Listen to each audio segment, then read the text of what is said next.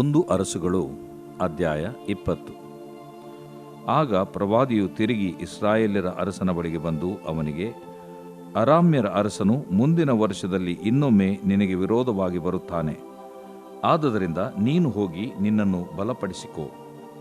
ಜಾಗರೂಕನಾಗಿದ್ದು ನೀನು ಮಾಡತಕ್ಕದ್ದೇನೆಂಬುದನ್ನು ಪರ್ಯಾಲೋಚಿಸು ಅಂದನು. ಅರಾಮ್ಯರ ಅರಸನ ಮಂತ್ರಿಗಳು ತಮ್ಮ ಒಡೆಯನಿಗೆ, ಇಸ್ರಾಯೇಲ್ಯರ ದೇವರು ಬೆಟ್ಟಗಳ ದೇವರಾಗಿರುವುದರಿಂದ ಅವರು ನಮ್ಮನ್ನು ಸೋಲಿಸಿದರು. ನಾವು ಅವರೊಡನೆ ಬಯಲಿನಲ್ಲಿ ಯುದ್ಧ ಮಾಡುವುದಾದರೆ ಹೇಗೂ ಜಯ ಹೊಂದುವೆವು. ನೀನು ಆಯಾ ಸ್ಥಳಗಳಲ್ಲಿರುವ ಅರಸರನ್ನು ತೆಗೆದುಹಾಕಿ ಅವರಿಗೆ ಬದಲಾಗಿ ಪ್ರದೇಶಾಧಿಪತಿಗಳನ್ನು ನೇಮಿಸು. ಅನಂತರ ನಮ್ಮ ಸೈನ್ಯದಿಂದ ನಷ್ಟವಾಗಿ ಹೋದಷ್ಟು ಜನರನ್ನೂ ಕುದುರೆಗಳನ್ನು ರಥಗಳನ್ನು ತಿರುಗಿ ಕೂಡಿಸಿ ಅವರೊಡನೆ ಬಯಲಿನಲ್ಲಿ ಯುದ್ಧ ಮಾಡೋಣ. ನಮಗೆ ಹೇಗೂ ಜಯ ಸಿಕ್ಕುವುದು ಎಂದು ಹೇಳಿದರು. ಅವನು ಅದರಂತೆಯೇ ಮಾಡಿದನು.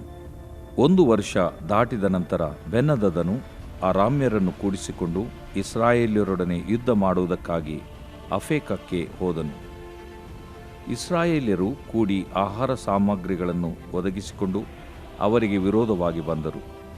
ಅರಾಮ್ಯರು ದೇಶದಲ್ಲೆಲ್ಲ ವ್ಯಾಪಿಸಿಕೊಂಡಿದ್ದರು. ಆಡು ಮರಿಗಳ 2 ಹಿಂಡುಗಳಂತಿರುವ ಇಸ್ರಾಯೇಲ್ಯರು ಅವರ ಎದುರಿನಲ್ಲಿ ಪಾಳೆಯ ಮಾಡಿಕೊಂಡರು.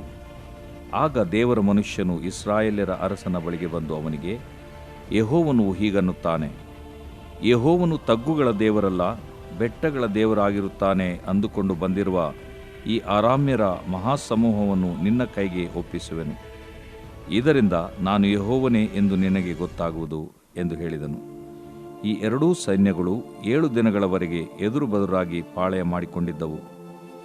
7ನೆಯ ದಿನದಲ್ಲಿ ಯುದ್ಧ ಪ್ರಾರಂಭವಾಗಲು ಇಸ್ರಾಯೇಲ್ಯರು ಆ ಒಂದೇ ದಿನದಲ್ಲಿ ಅರಾಮ್ಯರ 1,00,000 ಮಂದಿ ಕಾಲಾಳುಗಳನ್ನು ವಧಿಸಿದರು. ಉಳಿದ 27,000 ಮಂದಿ ಸೈನಿಕರು ಅಫೇಕ ಪಟ್ಟಣವನ್ನು ಹೊಕ್ಕರು. ಆದರೆ ಆ ಪಟ್ಟಣದ ಗೋಡೆಯು ಅವರ ಮೇಲೆ ಬಿದ್ದದರಿಂದ ಅವರೂ ಸತ್ತರು. ಬೆನ್ಹದದನು ಆ ಪಟ್ಟಣವನ್ನು ಹೊಕ್ಕು ಒಂದು ಮನೆಯ ಒಳಕೋಣೆಯಲ್ಲಿ ಅಡಗಿಕೊಂಡನು. ಆಗ ಅವನ ಸೇವಕರು ಅವನಿಗೆ, ಇಸ್ರಾಯೇಲ್ಯರ ಅರಸರು ದಯೆಯುಳ್ಳವರೆಂದು ನಾವು ಕೇಳಿದ್ದೇವೆ. ಆದದರಿಂದ ಸೊಂಟಕ್ಕೆ ಗೋಣಿತಟ್ಟು ಕಟ್ಟಿಕೊಂಡು ತಲೆ ಮೇಲೆ ಹಗ್ಗವನ್ನಿಟ್ಟುಕೊಂಡು ಆ ಅರಸನ ಬಳಿಗೆ ಹೋಗುವುದಕ್ಕೆ ನಮಗೆ ಅಪ್ಪಣೆಯಾಗಲಿ. ಹೀಗೆ ಮಾಡುವುದಾದರೆ ಅವನು ನಿನ್ನ ಜೀವವನ್ನು ಉಳಿಸಾನು ಎಂದು ಹೇಳಿದರು. ಅವರು ಸೊಂಟಕ್ಕೆ ಗೋಣಿತಟ್ಟು ಕಟ್ಟಿಕೊಂಡು ತಲೆಯ ಮೇಲೆ ಹಗ್ಗವನ್ನಿಟ್ಟುಕೊಂಡು ಇಸ್ರಾಯೇಲ್ಯರ ಅರಸನ ಬಳಿಗೆ ಬಂದು ಅವನಿಗೆ, ನನಗೆ ಜೀವದಾನ ಮಾಡಬೇಕೆಂದು ನಿನ್ನ ಸೇವಕನಾದ ಬೆನ್ಹದದನು ವಿಜ್ಞಾಪಿಸುತ್ತಾನೆ ಅಂದರು. ಆಗ ಅವನು, ಬೆನ್ಹದದನು ಇನ್ನೂ ಜೀವದಿಂದಿರುತ್ತಾನೋ? ಅವನು ನನ್ನ ಸಹೋದರನು ಎಂದು ಉತ್ತರ ಕೊಟ್ಟನು. ಅವರು ಈ ಮಾತು ಶುಭವಚನವೆಂದು ನೆನೆಸಿ ಕೂಡಲೇ ಅವನ ಮಾತನ್ನೇ ಹಿಡಿದು, ಬೆನ್ಹದದನು ನಿನ್ನ ಸಹೋದರನೇ ಹೌದು ಅಂದರು. ಅವನು ಅವರಿಗೆ, ಹೋಗಿ ಬೆನ್ಹದದನನ್ನು ಕರಕೊಂಡು ಬನ್ನಿರಿ ಎಂದು ಆಜ್ಞಾಪಿಸಲು ಅವನು ಬಂದಾಗ ಅವನನ್ನು ತನ್ನ ರಥದಲ್ಲಿ ಕುಳ್ಳಿರಿಸಿಕೊಂಡನು. ಬೆನ್ಹದದನು ಅವನಿಗೆ, ನನ್ನ ತಂದೆಯು ನಿನ್ನ ತಂದೆಯಿಂದ ಕಿತ್ತುಕೊಂಡ ಪಟ್ಟಣಗಳನ್ನು ನಾನು ಹಿಂದಕ್ಕೆ ಕೊಡುತ್ತೇನೆ. ಅವನು ಸಮಾರ್ಯದಲ್ಲಿ ಮಾಡಿದಂತೆ ನೀನು ನಿನಗೋಸ್ಕರ ದಮಸ್ಕದಲ್ಲಿ ಕೆಲವು ಕೇರಿಗಳನ್ನು ಮಾಡಿಸಿಕೊಳ್ಳಬಹುದು ಎಂದು ಹೇಳಲು ಅಹಾಬನು, ನಾನು ಈ ಒಪ್ಪಂದದ ಮೇಲೆ ನಿನ್ನನ್ನು ಬಿಟ್ಟು ಬಿಡುತ್ತೇನೆ ಎಂದು ಹೇಳಿ ಅವನಿಂದ ಪ್ರಮಾಣ ಮಾಡಿಸಿ ಕಳುಹಿಸಿಬಿಟ್ಟನು. ಪ್ರವಾದಿ ಮಂಡಳಿಯವರಲ್ಲಿ ಒಬ್ಬನು ಯೆಹೋವ ಪ್ರೇರಿತನಾಗಿ ತನ್ನ ಜೊತೆಗಾರನಿಗೆ, ನನ್ನನ್ನು ಹೊಡಿ ಎಂದು ಹೇಳಿದನು. ಅದಕ್ಕೆ ಅವನು ಒಪ್ಪಲಿಲ್ಲ. ಆಗ ಪ್ರವಾದಿಯು ಅವನಿಗೆ, ನೀನು ಯೆಹೋವನ ಮಾತನ್ನು ಕೇಳದೆ ಹೋದದರಿಂದ ನನ್ನನ್ನು ಬಿಟ್ಟು ಹೊರಟ ಕೂಡಲೇ ಒಂದು ಸಿಂಹವು ಬಂದು ನಿನ್ನನ್ನು ಕೊಲ್ಲುವುದು ಅಂದನು. ಅವನು ಇವನನ್ನು ಬಿಟ್ಟು ಹೋದ ಕೂಡಲೇ ಒಂದು ಸಿಂಹವು ಬಂದು ಅವನನ್ನು ಕೊಂದು ಹಾಕಿತು. ಅನಂತರ ಆ ಪ್ರವಾದಿಯು ಇನ್ನೊಬ್ಬನನ್ನು ನೋಡಿ, ನನ್ನನ್ನು ಹೊಡಿ ಎಂದು ಅವನನ್ನು ಬೇಡಿಕೊಂಡನು. ಅವನು ಇವನನ್ನು ಗಾಯವಾಗುವಷ್ಟು ಹೊಡೆದನು. ಆಗ ಇವನು ತನ್ನ ಗುರುತು ತಿಳಿಯಬಾರದೆಂದು ಮುಂಡಾಸದಿಂದ ಕಣ್ಣುಗಳನ್ನು ಮುಚ್ಚಿಕೊಂಡು ಅರಸನು ಬರುವ ದಾರಿಯಲ್ಲಿ ನಿಂತು ಅವನು ಹಾದು ಹೋಗುವಾಗ ಅವನಿಗೆ, ನಿನ್ನ ಸೇವಕನಾದ ನಾನು ಯುದ್ಧಕ್ಕೆ ಹೋದಾಗ ರಣರಂಗದಲ್ಲಿ ಒಬ್ಬನು ಇನ್ನೊಬ್ಬನನ್ನು ಹಿಡಿದುಕೊಂಡು ನನ್ನ ಬಳಿಗೆ ಬಂದು, ನೀನು ಇವನನ್ನು ಕಾಯಬೇಕು, ಇವನು ತಪ್ಪಿಸಿಕೊಂಡರೆ ಇವನ ಪ್ರಾಣಕ್ಕೆ ಬದಲಾಗಿ ನಿನ್ನ ಪ್ರಾಣವು ನನ್ನದಾಗಿರುವುದು, ಅಥವಾ ನೀನು ನನಗೆ 1 ತಲಾಂತು ಬೆಳ್ಳಿಯನ್ನು ಕೊಡಬೇಕು ಎಂದು ಆಜ್ಞಾಪಿಸಿದನು. ನಾನು ಕೆಲಸದಲ್ಲಿದ್ದಾಗ ಅವನು ತಪ್ಪಿಸಿಕೊಂಡು ಹೋದನು ಎಂದು ಮೊರೆಯಿಟ್ಟನು. ಇಸ್ರಾಯೇಲ್ಯರ ಅರಸನು ಇವನಿಗೆ, ನಿನಗೆ ಆ ತೀರ್ಪು ಸರಿಯಾಗಿದೆ. ತೀರ್ಮಾನಿಸಿದವನು ನೀನೇ ಅಲ್ಲವೋ ಎಂದು ನುಡಿದನು. ಕೂಡಲೇ ಆ ಪ್ರವಾದಿಯು ಕಣ್ಣುಗಳ ಮೇಲಿನಿಂದ ಮುಂಡಾಸವನ್ನು ತೆಗೆದದರಿಂದ ಅವನು ಪ್ರವಾದಿಗಳಲ್ಲೊಬ್ಬನೆಂದು ಇಸ್ರಾಯೇಲ್ಯರ ಅರಸನಿಗೆ ಗೊತ್ತಾಯಿತು. ಪ್ರವಾದಿಯು ಅರಸನಿಗೆ, ಸಂಹರಿಸಬೇಕೆಂದು ಹೇಳಿ ನಾನು ನಿನ್ನ ಕೈಗೆ ಒಪ್ಪಿಸಿದ ಮನುಷ್ಯನನ್ನು ನೀನು ಹೋಗಗೊಟ್ಟದ್ದರಿಂದ ಅವನ ಪ್ರಾಣಕ್ಕೆ ಬದಲಾಗಿ ನಿನ್ನ ಪ್ರಾಣವು ಹೋಗುವುದು, ನಿನ್ನ ಪ್ರಜೆಗಳು ಅವನ ಪ್ರಜೆಗಳಾಗುವರು ಎಂಬುದಾಗಿ ಯೆಹೋವನು ಅನ್ನುತ್ತಾನೆ ಎಂದು ಹೇಳಿದನು.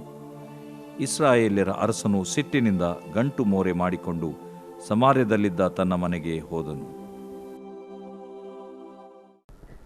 ದೇವರು ಪ್ರೀತಿಸುವ ಪ್ರೀತಿಯ ಬಿಗ್ ಜೆ ಟಿವಿ ಪ್ರಿಯ ವೀಕ್ಷಕರಿಗೆ ನಮ್ಮ ಕರ್ತನಾದ ಯೇಸು ಕ್ರಿಸ್ತನ ಹೆಸರಿನಲ್ಲಿ ನಿಮ್ಮನ್ನು ವಂದಿಸಿ ಸ್ವಾಗತ ಬಯಸ್ತಿದ್ದೇವೆ. ಬನ್ನಿರಿ, ಇಂದಿನ ನಮ್ಮ ಅಧ್ಯಯನ ಮೊದಲನೇ ಅರಸುಗಳ ಗ್ರಂಥ, first book of Kings, chapter 20 ಅಧ್ಯಾಯ. ಅದನ್ನು 2 ಭಾಗವಾಗಿ ವಿಭಾಗಿಸಿ ಅಧ್ಯಯನ ಮಾಡಿಕೊಳ್ತಿದ್ದೇವೆ. ಮೊದಲನೇ ಭಾಗ 1ರಿಂದ 21, ಎರಡನೇ ಭಾಗ 20, 2ರಿಂದ 43 ವಚನಗಳವರೆಗೆ ಇರುವಂಥ ವಾಕ್ಯ ಭಾಗ. 1ರಿಂದ 21 ವಚನಗಳಲ್ಲಿ ಏನಿದೆ ಎಂಬುದಾಗಿ ನಾವು ಪುನಃ ಸ್ವಲ್ಪ ನೆನಪಿಗೆ ತಂದುಕೊಳ್ಳೋಣ. ಅದೇನಂತ ಹೇಳಿದರೆ, ಅರಾಮ್ಯರ ಅರಸನಾದಂಥ ಬೆನ್ ಹದದ್ ಅಂದರೆ ಚೂಪಾಗಿರುವ ಎಂಬಂಥ, ಅಥವಾ ಭೀಕರವಾಗಿರುವ, ಭಯಂಕರವಾಗಿರುವ, ಶಾರ್ಪ್ ಆಗಿರುವ, ಹದವಾಗಿರುವ ಎಂಬಂಥ ಹೆಸರು.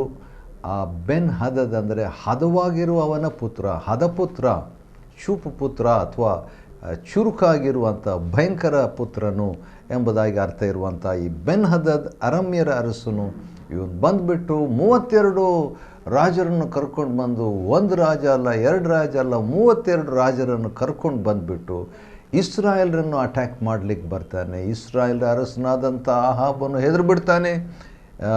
ಒಂದು ಸ್ಟೇಟ್ಮೆಂಟ್ ಕೊಡ್ತಾನೆ, ನಿನ್ನ ಬೆಳ್ಳಿ ಬಂಗಾರವು ನನ್ನದು, ನಿನ್ನ ಪ್ರಿಯ ಸತಿಸುತರರು ನನ್ನವರೇ ಎಂಬುದಾಗಿ ಹೇಳ್ತಾನೆ. ಅಂದರೆ ಶಾರ್ಟಾಗಿ, ಸಂಕ್ಷಿಪ್ತವಾಗಿ ಹೇಳಬೇಕಾದ್ರೆ 2 ಮಾತಿನಲ್ಲಿ, ನಿನ್ನ ವಸ್ತು ನನ್ನದೇ, ನಿನಗಿರುವ ವ್ಯಕ್ತಿಗಳು ನನ್ನವರೇ ಎಂಬುದಾಗಿ ಹೇಳುವಾಗ ಸಂಕ್ಷಿಪ್ತವಾಗಿ ಒಂದೇ ಮಾತಿನಲ್ಲಿ ಹೇಳಬೇಕಾದ್ರೆ, ನಿನಗಿರೋದೆಲ್ಲ ನನ್ನದು, ದಟ್ಸ್ ಇಟ್, ಅಷ್ಟೇ ಎಂಬುದಾಗಿ ಹೇಳಿದಾಗ ಇವನು ಬೇಗನೆ ಒಪ್ಕೊಳ್ತಾನೆ. ನನ್ನ ಒಡೆಯನೇ, ನೀನು ಹೇಳಿದಂತೆ ನಾನು ನಿನ್ನವನೇ, ನನಗಿರುವುದೆಲ್ಲವೂ ನಿನ್ನದೇ.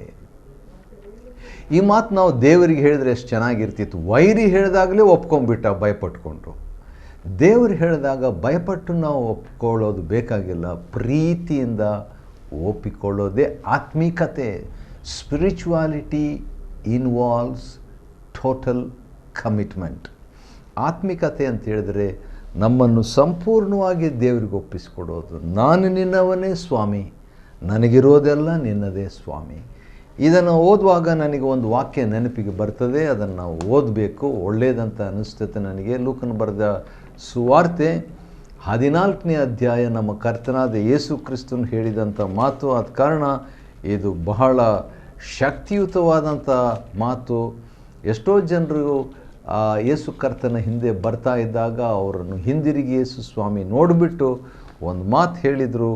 ಲೂಕನ್ ಬರೆದ ಸುವಾರ್ತೆ 14ನೇ ಅಧ್ಯಾಯ ಮತ್ತು 33ನೇ ವಚನದಲ್ಲಿ, ನಿಮ್ಮಲ್ಲಿ ಯಾವನೇ ಆಗಲಿ ತನಗಿರುವುದನ್ನೆಲ್ಲ, ವಾವ್ ಎಂಥ ಮಾತು, ಪವರ್ಫುಲ್, ತನಗಿರುವುದನ್ನೆಲ್ಲ ಬಿಟ್ಟು ಬಿಡದೆ ಹೋದರೆ ಅವನು ನನ್ನ ಶಿಷ್ಯನಾಗಿರಲಾರನು. ಹಾಗಾದರೆ ಯೇಸು ಕರ್ತನು ಡಿಮ್ಯಾಂಡ್ ಮಾಡುವಂಥದ್ದು, ಹಕ್ಕು ಸಾಧಿಸುವಂಥದ್ದು ಪ್ರೀತಿಯಿಂದ, ಫೋರ್ಸ್ ಅಲ್ಲ. ನಿಮಗಿರುವುದೆಲ್ಲವನ್ನು ಬಿಟ್ಟು ನನಗೋಸ್ಕರವಾಗಿ, ಅಂದರೆ ಯೇಸು ಕ್ರಿಸ್ತನಿಗಾಗಿ ಬಿಟ್ಟು ಬಿಡದೆ ಹೋದರೆ ನೀವು ನನ್ನ ಶಿಷ್ಯರಾಗಿ ಇರಲಿಕ್ಕೆ ಆಗೋದಿಲ್ಲ ಎಂಬುದಾಗಿ.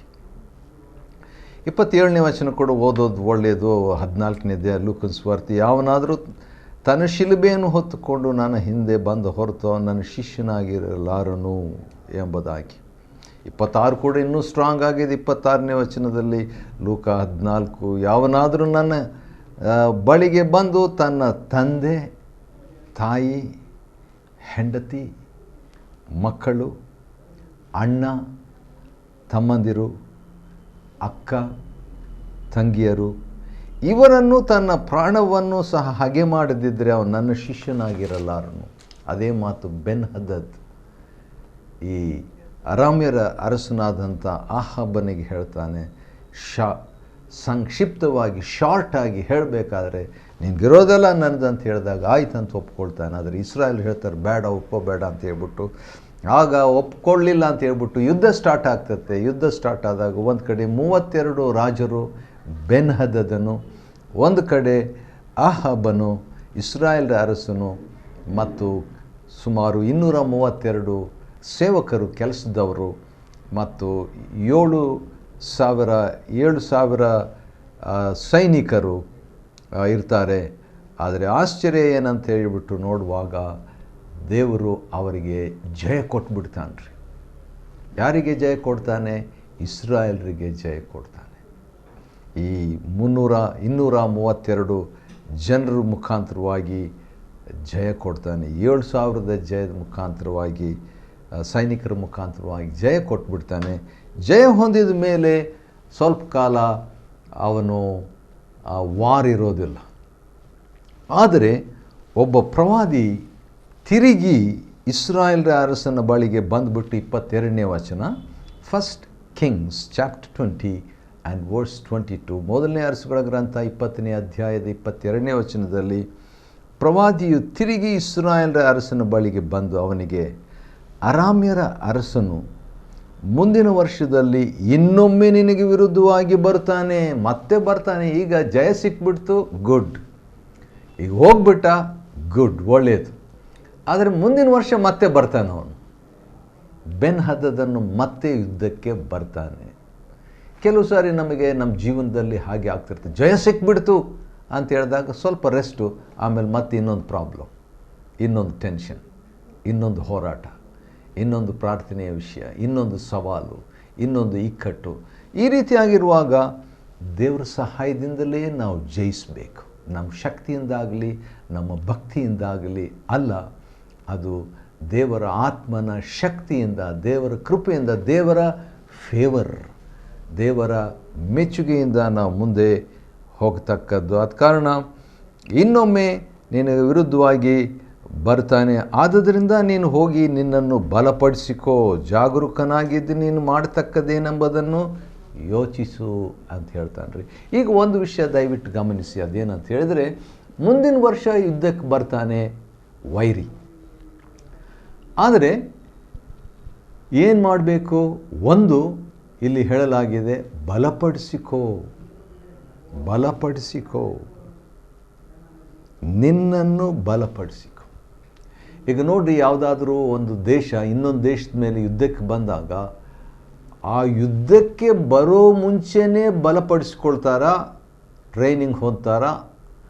ಯುದ್ಧಕ್ಕೆ ನಾಳೆ ಬರ್ತಾ ಇದ್ದಾರೆ ಅಂತ ಹೇಳಿದಾಗ ಇವತ್ತು ಟ್ರೈನಿಂಗ್ ಮಾಡೋಣ, ಇವತ್ತು ನಾವು ರೆಡಿ ಆಗೋಣ, ಇವತ್ತು ನಾವು ಎಕ್ಸಸೈಸ್ ಮಾಡೋಣ ಅಂತ ಇಲ್ಲ. ವೈರಿ ಬಂದರು ಬರೆದಿದ್ರು ಸೈನಿಕರು ರೆಡಿಯಾಗಿರ್ತಾರೆ, ತಮ್ಮ ಆಯುಧಗಳನ್ನು ರೆಡಿಯಾಗಿ ಇಟ್ಕೊಂಡಿರ್ತಾರೆ, ದಿನಾಲೂ ಟ್ರೈನಿಂಗ್ ಹೊಂದುತ್ತಾ ಇರ್ತಾರೆ. ಆ ರೀತಿ ನಾವು ಇರಬೇಕು. ವೈರಿ ಬಂದಾಗಲೇ ನಾವು ಯುದ್ಧ ಮಾಡಲಿಕ್ಕೆ ಹೋಗಬಾರ್ದು. ವೈರಿ ಬರೋದಕ್ಕೆ ಮುಂಚಿತವಾಗಿ ನಮ್ಮನ್ನು ನಾವು ಬಲಪಡಿಸ್ಕೋಬೇಕು. ಅದನ್ನೇ ಪ್ರವಾದಿ ಬಂದು ಅರಸನಾದ, ಇಸ್ರಾಯೇಲ್ ಅರಸನಾದ ಆಹಾಬನಿಗೆ ಹೇಳ್ತಾನೆ, ನಿನ್ನನ್ನು ಬಲಪಡಿಸಿಕೋ, ಒಂದು, ಜಾಗರೂಕನಾಗಿರು, ಎರಡನೇದು ಬಿ ಕೇರ್ಫುಲ್, ಮೂರನೇದು ನೀನು ಮಾಡತಕ್ಕದ್ದೇನೆಂಬುದನ್ನು ಆಲೋಚಿಸು, ಚೆನ್ನಾಗಿ ಆಲೋಚಿಸು, ಏನು ಮಾಡಬೇಕಂತ.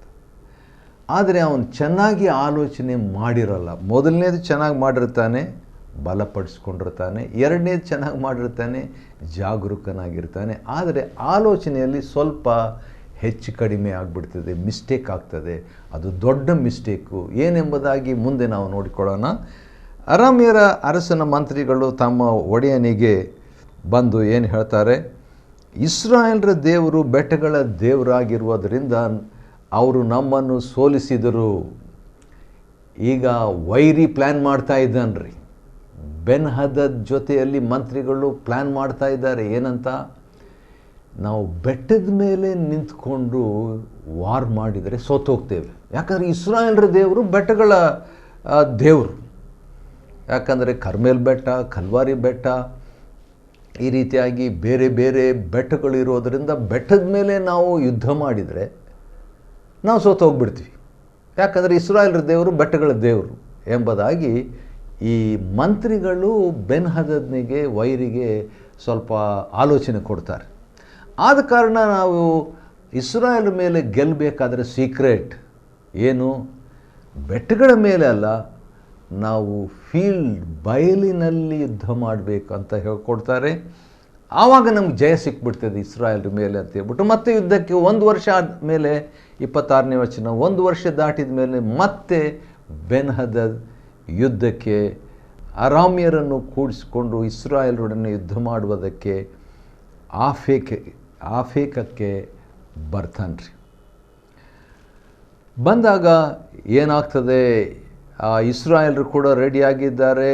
ಆ ಟೈಮ್ನಲ್ಲಿ 28ನೇ ವಚನ, ಆಗ ದೇವರ ಮನುಷ್ಯನು, ವಾವ್, ಐ ಲೈಕ್ ಇಟ್, ನನಗಿಷ್ಟ. ಯಾಕಂತ ಹೇಳಿದ್ರೆ ಯುದ್ಧ ಮಾಡುವಂಥ ಸಂದರ್ಭದಲ್ಲಿ somewhere god sense is representative. ನೀವು ಭಾಳ ಕನ್ಫ್ಯೂಷನ್ನಲ್ಲಿದ್ದಾಗ ಬೆಸ್ಟು ಅಂದರೆ keep in touch with god. Second best ಅಂತ ಹೇಳಿದರೆ keep in touch with A man of god. ದೇವರ ಮನುಷ್ಯನ ಜೊತೆಯಲ್ಲಿ ಒಂದು ಸಂಪರ್ಕ, ಒಂದು ಟಚ್ಚು. ದೇವರ ಮನುಷ್ಯನನ್ನೇ ಎಲ್ಲ ಮಾಡಿಬಿಡಬಾರ್ದು. ಯಾಕಂದರೆ ನಾವು ಇದರಲ್ಲಿ ಸೊಲೊಮೋನನ ಆಲಯವನ್ನು ಕಟ್ಟಿದಾಗ ಏನಾಯಿತು? ಯಾಜಕರು ಆಲಯದಿಂದ ಹೊರಗೆ ಬಂದ ಕೂಡಲೇ ದೇವರ ಒಂದು ತೇಜಸ್ಸು, ದೇವರ ಮಹಿಮೆ, ದೇವರ ಮೇಘ ಆ ಆಲಯದೆಲ್ಲ ತುಂಬಿಕೊಂಡ್ಬಿಡ್ತು. ಒಳಗೆ ಸೇವಕರು ಹೋಗ್ಲಿಕ್ಕೆ ಆಗಲಿಲ್ಲ ಅಂತೆ. ಆ ರೀತಿಯಾಗಿ ಸೇವಕರಿಗೆ ದೇವರ ಸ್ಥಾನ ಕೊಡುವಂಥದ್ದು ಬೇಡ. ಆದರೆ ಅದೇ ಸಂದರ್ಭದಲ್ಲಿ ಅವರನ್ನು ಹೀನೈಸೋದು ಕೂಡ ಬೇಡ. ಹಾಗಾದರೆ ನಾನು ದೇವರ ಹತ್ರ ಡೈರೆಕ್ಟ್ ಟಚ್ ಇಟ್ಕೊಳ್ತೀನಿ, ನನಗೆ ಯಾರು ಸೇವಕರು ಬೇಡ. ಎರಡು ಅತಿರೇಕಕ್ಕೆ, ಎಕ್ಸ್ಟ್ರೀಮ್ ಅತಿರೇಕಕ್ಕೆ ನಾವು ಹೋಗಬಾರ್ದು. ಸರಿ, ಇಲ್ಲಿ ನಾವು ಹೋದಾಗ ದೇವರ ಮನುಷ್ಯನು ಇಸ್ರಾಯೇಲ್ ಅರಸನ ಬಳಿಗೆ ಬಂದು ಒಂದು ಮಾತು ಹೇಳ್ತಾನೆ. I like it. 28ನೇ ವಚನ, ಯೆಹೋವನಿಗನ್ನುತ್ತಾನೆ, ಥಸ್ ಸೇತ್ ದ ಲಾರ್ಡ್. ಯೆಹೋವನು ತಗ್ಗುಗಳ ದೇವರಲ್ಲ, ಬೆಟ್ಟಗಳ ದೇವರಾಗಿದ್ದಾನೆ ಅಂದುಕೊಂಡು ಬಂದಿರುವ ಈ ಅರಾಮ್ಯರ ಮಹಾಸಮೂಹವನ್ನು ನಿನ್ನ ಕೈಗೆ ಒಪ್ಪಿಸುವೇನು. ಅವ್ರು ಏನು ಅಂದ್ಕೊಳ್ತಾರೆ? ಏನು ದೇವರು ಬೆಟ್ಟದ ಮೇಲೆ ಯುದ್ಧ ಮಾಡಿದರೆ ನಾವು ಸೋತೋಗ್ತೇವೆ, ತಗ್ಗುಗಳಲ್ಲಿ ಯುದ್ಧ ಮಾಡಿದರೆ ಗೆದ್ದು ಬಿಡ್ತೇವೆ. ಏನೇನೋ ನೀವು ಲಾಜಿಕ್ಕಾಗಿ ಯೋಚನೆ ಮಾಡಿದ್ರಲ್ಲ. God is god. ಬೆಟ್ಟದ ಮೇಲೆ ಮಾಡಿದರೂ ಸರಿ, ತಗ್ಗುಗಳ ಮೇಲೆ ಮಾಡಿದರೂ ಸರಿ. ಆದ ಕಾರಣ ಯೆಹೋವನೇ, ಗಾಡ್ ಈಸ್ ಗಾಡ್ ಎಂಬುದಾಗಿ ತಿಳ್ಕೊಳ್ಳುವಂತೆ I will give you victory ಎಂಬುದಾಗಿ ದೇವರು ಹೇಳ್ತಾನೆ. ಈಗ ಸ್ವಲ್ಪ ಯೋಚನೆ ಮಾಡಿಕೊಳ್ಳೋಣ. ಒಂದು ಕಡೆ ಅರಾಮ್ಯರು ಬೆನ್ ಹದದನು ಮತ್ತು ಎಷ್ಟೊಂದು ಜನರು ಬಂದಿದ್ದಾರೆ. ಮೊದಲೇ 32 ಅರಸುಗಳು ಅವ್ರ ಜೊತೆಗಿದ್ದರು. ಇನ್ನೊಂದು ಕಡೆ ಇಸ್ರಾಯೇಲರು ಬಂದು ನಿಂತಿದ್ದಾರೆ. ಎಷ್ಟು ದಿನ ಅವರು ಆಪೋಸಿಟಾಗಿ ಎದುರಾಗಿ ನಿಂತರಂದರೆ day 1, day 2, day 3, day 4, day 5, day 6, 6 ದಿನಗಳಾಯಿತು. 7ನೇ ದಿನ ಆದರೂ ಕೂಡ ಹಂಗೆ ನಿಂತಿದ್ದಾರೆ, ಸ್ಟಾರ್ಟ್ ಮಾಡಿಲ್ಲ. 7ನೇ ದಿನದಲ್ಲಿ 29ನೇ ವಚನ, 7th ಡೇ ಯುದ್ಧ ಪ್ರಾರಂಭವಾಯಿತು. ಇಸ್ರಾಯೇಲರು ಒಂದೇ ದಿನದಲ್ಲಿ 1,00,000 ಜನರನ್ನು ಸೋಲಿಸ್ಬಿಟ್ರು. ವಾವ್, ಆಶ್ಚರ್ಯ! ಒಂದೇ ದಿನದಲ್ಲಿ 1 ಡೇ 1,00,000 ವೈರಿಗಳು ಅವರು ಸಂಹರಿಸಲ್ಪಟ್ಟರು ಅಂತ ಹೇಳ್ಬಿಟ್ಟು 29ನೇ ವಚನದ ಕಡೆ ಭಾಗ ನಾವು ನೋಡ್ಕೊಳ್ತೇವೆ. ಉಳಿದ 27,000 ಮಂದಿ ಸೈನಿಕರು ಆಫೇಕ್ ಪಟ್ಟಣವನ್ನು ಓಡೋಗ್ಬಿಡ್ತಾರೆ, ಭಯಪಟ್ಕೊಂಡ್ಬಿಡ್ತಾರೆ. ಆದರೆ ಪಟ್ಟಣದ ಗೋಡೆ ಅವರ ಮೇಲೆ ಬಿದ್ದದರಿಂದ ಅವರು ಸತ್ತೋಗ್ಬಿಟ್ರು. ಈಗಾಗಲೇ 1,00,000 ಜನರು ಔಟ್. ಇಲ್ಲಿ ನೋಡಿದರೆ ಉಳಿದಂಥ 27,000 ಪ್ಲಸ್ ಅವರು ಕೂಡ ನೋಡಿ ಆಶ್ಚರ್ಯವಾದ ರೀತಿಯಲ್ಲಿ ಆ, ಯುದ್ಧ ಇಲ್ಲಿ ಆಗ್ತಾ ಇದೆ. ಇಸ್ರಾಯೇಲ್ ಯುದ್ಧಕ್ಕೆ ಹೋಗಲಿಲ್ಲ, ಆದರೆ ವೈರಿ ಯುದ್ಧ ಮಾಡಲಿಕ್ಕೆ ಬಂದ. ಯಾಕೆ ಬರಬೇಕಾಗಿತ್ತು? ಅವರಾಗೆ ಬಂದು ಅವರಾಗೆ ಸೋತು. ಈಗ 1 ವರ್ಷದ ಹಿಂದೆ ಬಂದಿದ್ದರು, ಸೋತು ಹೋಗ್ಬಿಟ್ರು. ಸೋತು ಹೋಗೋಕ್ಕೆ ಮುಂಚಿತವಾಗಿ ಡಿಮ್ಯಾಂಡ್ ಏನಿತ್ತು? ನಿನ್ನದೆಲ್ಲ ನನ್ನದು, ನಿನ್ನ ಬೆಳ್ಳಿ ಬಂಗಾರ ಎಲ್ಲ ನನ್ನದು, ನಿನ್ನ ಕುಟುಂಬ ಎಲ್ಲ ನನ್ನವರು ಅಂತೆಲ್ಲ ಡಿಮ್ಯಾಂಡ್ ಮಾಡಿದ್ರು. ಇವನು ಸ್ವಲ್ಪ ಹೆದರ್ಕೊಂಡು ಆಹಾಬನು ಒಪ್ಕೊಂಡ್ಬಿಟ್ಟ. ಆದರೆ ಸೋತೋಗ್ಬಿಟ್ರು ಅವರು.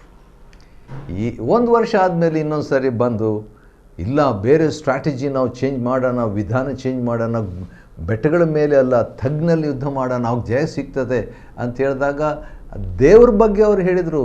ಆದ ಕಾರಣ ದೇವರು ಅಲ್ಲಿ ಅಪ್ನಲ್ಲಿ ಜಯ, ಲೋನಲ್ಲಿ ಜಯ, ಬೆಟ್ಟದ ಮೇಲೆ ಜಯ, ತಗ್ಗಿನಲ್ಲಿ ಜಯ. ಒಟ್ಟು God is the God of victories. ಜಯಗಳ ದೇವರು ನಮ್ಮ ದೇವರು.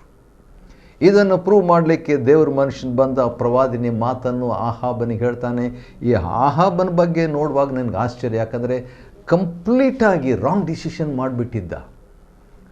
ಒಬ್ಬ ಅವಿಶ್ವಾಸಿಯನ್ನು ಮದುವೆ ಆಗಿಬಿಟ್ಟಿದ್ದ. ಕಂಪ್ಲೀಟ್ ದೇವ್ರನ್ನ ಬಿಟ್ಟುಬಿಟ್ಟಿದ್ದ.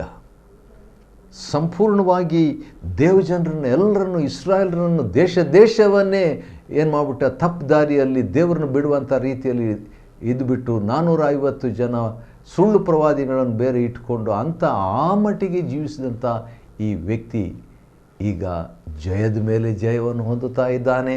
ದೇವರ ಫೇವರ್ ಅವನಿಗೆ ಸಿಕ್ಬಿಡ್ತು, ದೇವರ ಜಯ ಅವನಿಗೆ ಸಿಕ್ಬಿಡ್ತು. ಆದ ಕಾರಣ ಆ ರೀತಿಯಾಗಿ ಹೋದಾಗ ಈ ಬೆನ್ಹದದ್ ಏನು ಮಾಡಿಬಿಡ್ತಾನೆ, ಒಂದು ಮನೆಯಲ್ಲಿ ಓಡೋಗಿ ಬಚ್ಚಿಟ್ಕೊಂಡ್ಬಿಡ್ತಾನೆ. ಅಷ್ಟೆಲ್ಲ ಡಿಮ್ಯಾಂಡ್ ಮಾಡಿದ್ನಲ್ಲ, ಈಗ ಒಂದು ಮನೆಗೆ ಹೋಗಿ ಬಚ್ಚಿಟ್ಕೊಂಡ್ಬಿಡ್ತಾನೆ. ಬಚ್ಚಿಟ್ಕೊಂಡಾಗ ಅವನ ಸೇವಕರು ಒಂದು ಸಲಹೆ ಕೊಡ್ತಾರೆ. ಅದೇನು ಹೇಳ್ತಾರೆ, ಒಂದು ರೀತಿಯಿಂದ ಐ ಲೈಕ್ ಇಟ್. ಏನಂದರೆ, ಇಸ್ರಾಯೇಲ್ರ ಅರಸರು ಸ್ವಲ್ಪ ದಯೆಯುಳ್ಳವರು. ಯುದ್ಧ ಮಾಡ್ತಾರೆ ನಿಜ, ಆದರೆ 31ನೇ ವಚನ, ಇಸ್ರಾಯೇಲ್ ಅರಸರು ದಯೆಯುಳ್ಳವರು. ಆದ ಕಾರಣ ನಾವು ರಿಕ್ವೆಸ್ಟ್ ಮಾಡ್ಕೊಳ್ಳೋಣ, ನಾವು ಸಾರಿ ಕೇಳ್ಕೊಂಬಿಡೋಣ, ನಾವು ಹಿಂದಿರುಗಿ ಹೋಗಿ ಅವನನ್ನು ಜೀವಮಾನವೆಲ್ಲ ನಾವು ಬದುಕೋಬೋದು. ಆದ ಕಾರಣ ನಾವು ಯಾಕೆ ಸಾಯಬೇಕು, ಆದ ಕಾರಣ ಜೀವದಾನ ಕೊಡು ಅಂತ ಹೇಳ್ಬಿಟ್ಟು ಕೇಳ್ಕೊಳ್ಳೋಣ. ಅಂದರೆ ಬೆನ್ಹದದ್ ಅದಕ್ಕೆ ಒಪ್ಕೊಂಡ್ಬಿಡ್ತಾನೆ. ಫಸ್ಟು ನಿಂದಲ್ಲ ನನ್ನದಂತ ಹೇಳಿದ್ನಲ್ಲ, ಈಗೇನು ಆಗ್ಬಿಡ್ತಾನೆ, ಓಡೋಗ್ಬಿಟ್ಟು ಮನೆಗೆ ಬಚ್ಚಿಟ್ಕೊಳ್ತಾನೆ. ಯಾಕಂದರೆ 1,27,000 ಜನರು ಅವ್ರ ಕಡೆ ಇದ್ದಂಥವರೆಲ್ಲ ಔಟ್. ಈಗ ಅವನು ಕೂಡ ಓಡೋಗಿ ಭಯಪಟ್ಕೊಂಡು ಬಚ್ಚಿಟ್ಕೊಂಡಾಗ ಈ ಸೇವಕರು ಹೇಳ್ತಾರೆ, ಸ್ವಲ್ಪ ರಿಕ್ವೆಸ್ಟ್ ಮಾಡ್ಕೊಳ್ಳೋಣ ಬನ್ನಿರಿ ಅಂತ ಹೇಳಿದಾಗ ಅವನು ಬಂದುಬಿಟ್ಟು ದಯಮಾಡಿ ರಿಕ್ವೆಸ್ಟ್ ಮಾಡ್ಕೊಳ್ತಾನೆ. ಬೆನ್ಹದದನು ನಿನ್ನ ಸಹೋದರನೇ ಅಂತ ಹೇಳ್ಬಿಟ್ಟು ಒಂದು ಆ ರೀತಿಯಾಗಿ ಮಾತಾಡಿದಾಗ ಆಹಾಬನು ಆಯಿತು, 34ನೇ ವಚನ ಕೊನೆ ಭಾಗ, ನಾನು ಈ ಒಪ್ಪಂದದ ಮೇಲೆ ನಿನ್ನನ್ನು ಬಿಟ್ಟು ಬಿಡ್ತೇನೆ ಅಂತ ಬಿಟ್ಬಿಡ್ತಾನೆ. ಒಂದು ರೀತಿಯಿಂದ ಅದು ಸರಿಯಲ್ಲ. ಯಾಕೆ ಸರಿಯಲ್ಲ? ಯಾಕಂದರೆ ದೇವರು ಜಯ ಕೊಡುವಾಗ ಅದು ಸಂಪೂರ್ಣವಾಗಿ ಕೊಡ್ತಾನೆ, ಉಳಿಸಲ್ಲ. ಆದರೆ ಇವನು ಮಾಡಿದ್ದು ತಪ್ಪೇ.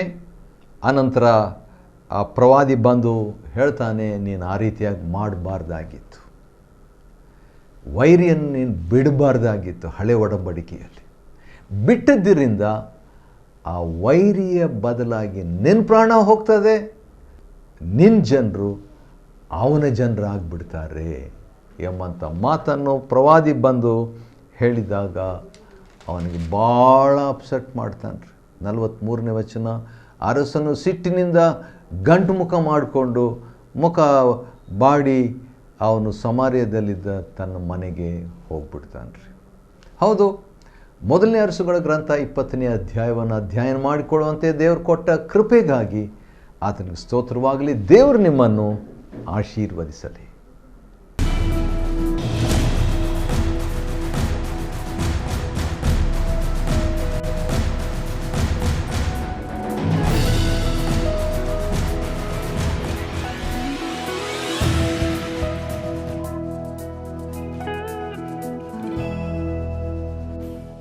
Chapter 20. And the prophet came to the king of Israel and said unto him, Go, strengthen thyself, and mark, and see what thou doest, For at the return of the year the king of Syria will come up against thee. And the servants of the king of Syria said unto him, Their gods are gods of the hills, therefore they were stronger than we. But let us fight against them in the plain, and surely we shall be stronger than they. And do this thing, take the kings away, every man out of his place, and put captains in their rooms. And number thee an army, like the army that thou hast lost, horse for horse, and chariot for chariot. And we will fight against them in the plain, and surely we shall be stronger than they. And he hearkened unto their voice, and did so. And it came to pass at the return of the year, that Benhadad numbered the Syrians, and went up to Aphek to fight against Israel. And the children of Israel were numbered, and were all present, and went against them. And the children of Israel pitched before them like two little forks of kids. But the Syrians filled the country. And there came a man of God, and spake unto the king of Israel, and said, Thus saith the Lord, because the Syrians have said, The Lord is God of the hills, but he is not God of the valleys, therefore will I deliver all this great multitude into thine hand, and ye shall know that I am the Lord. And they pitched one over against the other 7 days. And so it was, that in the 7th day the battle was joined, and the children of Israel slew of the Syrians 100,000 footmen in 1 day. But the rest fled to Aphek into the city. And there a wall fell upon 27,000 of the men that were left. And Benhadad fled, and came into the city, into an inner chamber. And his servants said unto him, Behold now, we have heard that the kings of the house of Israel are merciful kings. Let us, I pray thee, put sackcloth on our loins, and ropes upon our heads, and go out to the king of Israel. Peradventure he will save thy life. So they girded sackcloth on their loins, and put ropes on their heads, and came to the king of Israel, and said, Thy servant Benhadad saith, I pray thee, let me live. And he said, Is he yet alive? He is my brother. Now the men did diligently observe whether anything would come from him, and did hastily catch it. And they said, Thy brother Benhadad. Then he said, Go ye, bring him. Then Benhadad came forth to him, and he caused him to come up into the chariot. Benhadad said unto him, The cities which my father took from thy father I will restore, and thou shalt make streets for thee in Damascus, as my father made in Samaria. Then said Ahab, I will send thee away with this covenant. So he made a covenant with him, and sent him away. And a certain man of the sons of the prophets said unto his neighbor in the word of the Lord, Smite me, I pray thee. And the man refused to smite him. Then said he unto him, Because thou hast not obeyed the voice of the Lord, behold, as soon as thou art departed from me, a lion shall slay thee. And as soon as he was departed from him, a lion found him, and slew him. Then he found another man, and said, Smite me, I pray thee. And the man smote him, so that in smiting he wounded him. So the prophet departed, and waited for the king by the way, and disguised himself with ashes upon his face. And as the king passed by, he cried unto the king, and he said, Thy servant went out into the midst of the battle, and behold, a man turned aside, and brought a man unto me, and said, Keep this man. If by any means he be missing, then shall thy life be for his life, or else thou shalt pay a talent of silver. And as thy servant was busy here and there, he was gone. And the king of Israel said unto him, So shall thy judgment be, thyself hast decided it. And he hasted, and took the ashes away from his face, and the king of Israel discerned him that he was of the prophets. And he said unto him, Thus saith the Lord, Because thou hast let go out of thy hand a man whom I appointed to utter destruction, therefore thy life shall go for his life, and thy people for his people. And the king of Israel went to his house heavy and displeased, and came to Samaria.